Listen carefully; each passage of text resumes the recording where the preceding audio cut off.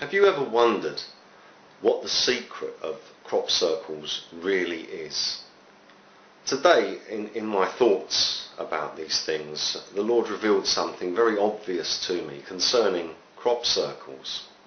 Now, before I tell you exactly what they are, I'd just like to mention that the outgone, should I say, Prime Minister of England, Mr. Tony Blair, which I'm sure most of you have at least heard of, said some very strange things before he left.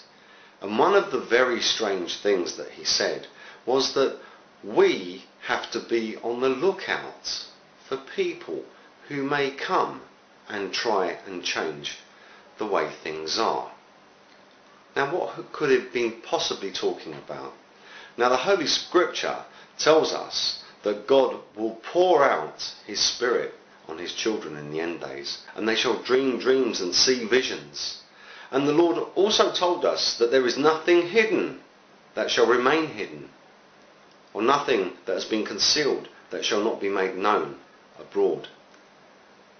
So all the prophecies of God, of course, must come true. And I believe that what Mr. Blair was saying there, in his cryptic fashion, was that the time is now, that these people are now appearing, now are being shown things by God, and all of these things are now coming abroad.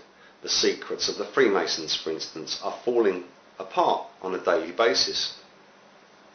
Now let's just look at another of these secrets, which is again directly linked to Freemasonry, which actually started back in Babylon and not in the 1700s, as you've been told. Babylon is the mother of all prostitutes and abominations of the earth. And the great prostitute, the whore of Babylon, is Masonry, because Masonry is a worldwide trade union. They are a union of people. They are one body. They are the body of the whore of Babylon. And that trade union is involved in controlling all the trade throughout the world. For instance, you may remember the Soviet Union. It was a trade union. Trade was only allowed within those borders. We now have the European Union, and trade again is strictly controlled by this union, by this trade union. And there's the North American Union that seems to be about to happen.